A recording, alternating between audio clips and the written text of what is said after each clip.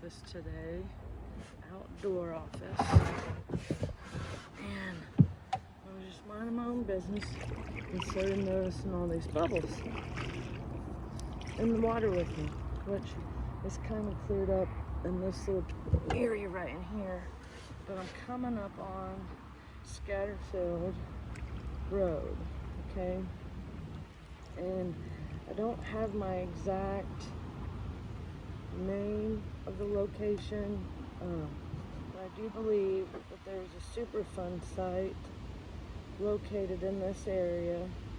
Well, there's actually a couple, but I think there was one, ooh, and there's a blue heron. See, you gotta love the outdoors. Okay, so Superfund site. I'll have to get on my computer at home and get the actual sites to put on the links, the video links that I upload here after a bit. But some say there's some ponds up here behind this berm, behind that tree that's sticking out to the left over there.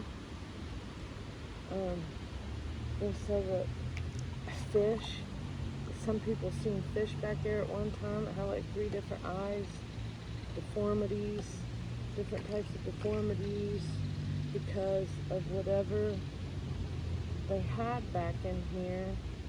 Like, we're talking early 1900s. And I know there was like an auto place up there on Mounds Road, where Mounds Road and Scatterfield meet. So there's like, in this, from Rangeline Road, there's 2 at Rangeline Road, to Scatterfield, that'd make 3 Superfund sites. Now, whether they're active or inactive, I can't tell you right now because I don't have my computer in front of me, and I'm literally like a fish out of water when I'm away from my computer, kind of, because I do pretty good floating things that I've studied. But right in here, back in the day, this used to be a contamination spot too. So when you think of, okay, let's dam it, let's put the Mounds Lake Reservoir project in, which I'm against. I'd rather have some type of greenway project if it's doable and you're not, and the city or county isn't taking eminent domain on people like what Mr. Hodson thought was going to happen to him. And the pandemic hit and he flipped out, him and his wife, and they tried to sue me because they really believed that the Mounds Lake Reservoir was going to come in and take their property. Or they're just turds, like I said they were.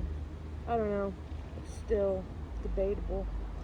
But anyway, he thought they were going to take his property. That's what he told me to begin with, and then switched the story up like 7 times. But because he's a cute old guy, nobody suspected he would be up to anything no good. But I still won the case because he didn't do the proper partial split. It didn't help that he had the infamous land pirate inheritance hijacker Steve Schuyler, which is probably my long lost distant cousin. And then my dad's name was Steve, so I followed the Steve Schuyler story pretty good. I've read a lot of the articles and things that he done, and it was a pretty ingenious little crime that he got away with for lots of years. I think he even owned the Paradigm Palace downtown Anderson at one time. He seemed to be a pretty good old dude, but he was super smart and outsmarted some people and took money that he shouldn't have and got in trouble for it. So anyway, he works for the Madison County. Okay, sorry, it was an environmental moment with a blue heron. Steve works at Madison County. I think he's in the assessor's office. I have to get back on that too because I can't remember right now because I promised to leave him alone, but I'm on the subject, so I might as well tell you. He got out of prison and one of the elected officials actually hired him to work in the assessor's office for him. So, or one of the offices. I'll have to get my facts straight and put it online later. But anyway, back to this area right in here. Superfund site, so not sure why anybody would want to put Mounds Lake Reservoir project on top of this area. I mean, yeah, it would be cool. But then the other thing, the eminent domain would suck. I wouldn't be able to use it, even if my property would be $1 million lakefront property. If it was to go in, I don't feel like I would ever be able to enjoy it. And then they want to dam the Mounds Mall area, which is pretty much parking lot. Okay, it's pretty much parking lot. And there's a bunch of businesses, like there's all kinds of businesses in here that are still functioning. Buildings look like they're still in good shape.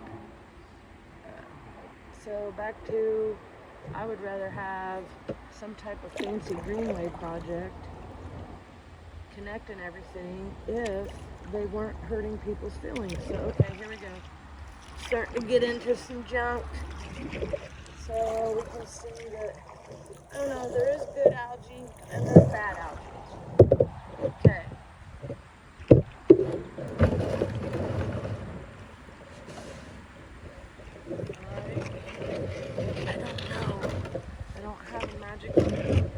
Science can't in my pocket, so I can't tell you which algae is which just by looking at it. I don't like the way that algae looks. It's just bright green as my bone, and I've always thought that poisonous toxins, a sign for poisonous toxins would be a bright yellow or green sign. And then I think, didn't they have them? I was in elementary school, they had those yuck stickers that were fluorescent green.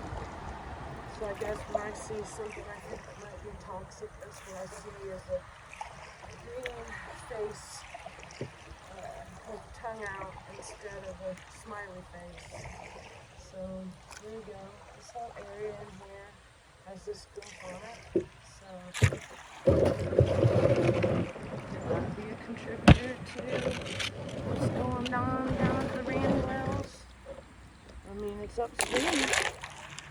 Would this part of the river or these sites down here still be conducted? Or is that from the waste, the sewage, getting pumped off into a river from the combined sewage outfalls?